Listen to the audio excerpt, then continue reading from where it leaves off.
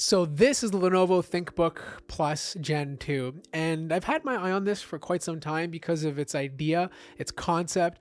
Instead of just a traditional normal laptop that we're used to seeing on everything, where you get your main display, you have the keyboard, you type on it, you do your work, this one adds a second display. And it doesn't do it in the way that Asus does it, where they add it to the top deck of the keyboard or somewhere below, but they take the back panel and they turned it into an actual e-ink display.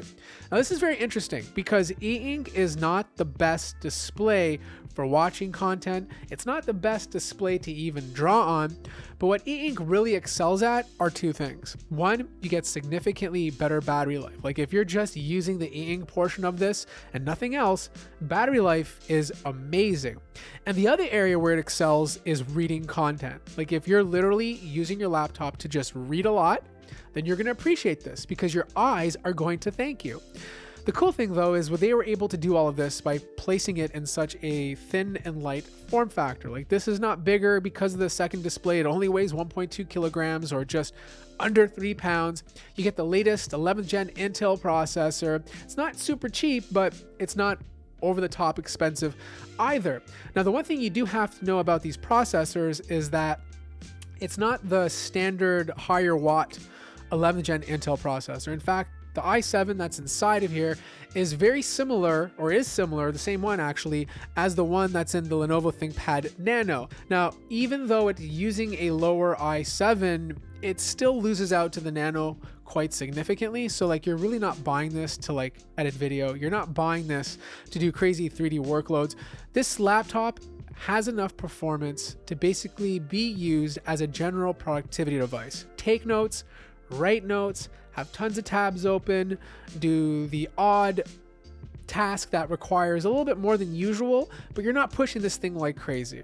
Now, there's not a lot of ports, but what you do get is two Thunderbolt 4 ports on the left-hand side. You have an audio jack, and then on the right-hand side, of course, the place to put your pen, and then you have a power button. Even when you have the laptop down like this, there's a little cool arrow telling you exactly where the power button is so you can access it quickly with your finger. Now, the top display is not as big as the display that's inside. Like this is just a 12-inch display, but it has a very pixel-dense resolution. We're talking QHD plus here, okay? So there's a lot of space to write and jot down notes. Now, if you're gonna be using this as a note taker, it's honestly not the best because e-ink technology has never been the best for writing. And the reason being is because it's just slow. You know, like if you're writing on the display, you can see the curves happening at a major delay. And there'll be often times where I'm writing on the display and it doesn't even pick up the word. The two main areas where I found it to be the best was obviously reading and using it as a tablet form factor.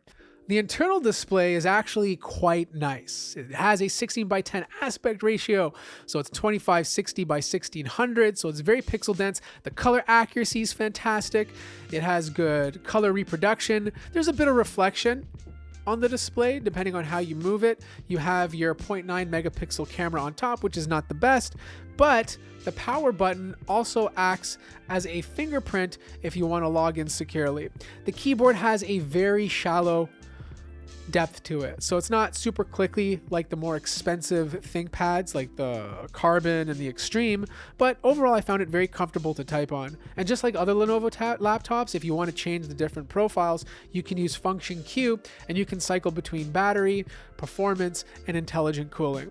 Now again, this is not a powerhouse, okay? And when this thing is under full load, it doesn't get really loud. Like the highest I could hear the fans was around 44 decibels, but that's only if you have it on extreme performance. Like if you leave it on intelligent cooling, you'll barely hear the fans at all. I should also mention that this screen is touch and you can use the pen with it. So if you need to quickly jot down something while the laptop is open, you can do that too. Honestly, for bottom firing speakers, they get loud. They don't have much bass, but they do sound fantastic. The touchpad is very easy to use. It's glass and it's very accurate. And the sticker placement is some of the best I've seen in years.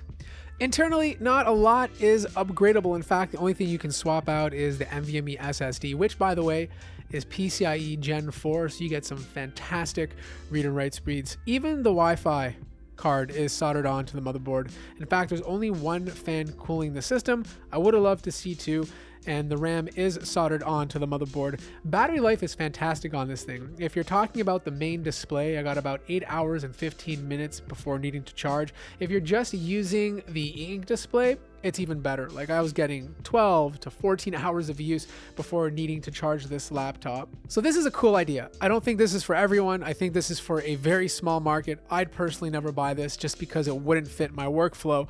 But I feel like if you're someone who carried 2 devices and wants to reduce that to 1, this would work for you. Like, say, an e-reader and a laptop. This just takes away both of those devices and puts it in 1. Maybe you're someone who needs a tablet but also a laptop. This can act as both. You hook it up to a monitor, you use the top portion so you can write and draw on it, and you're doing some of the same things you would do if you were to go out and spend money on a Wacom tablet. Honestly, it's a cool concept. It's not over the top expensive, but it's not cheap either.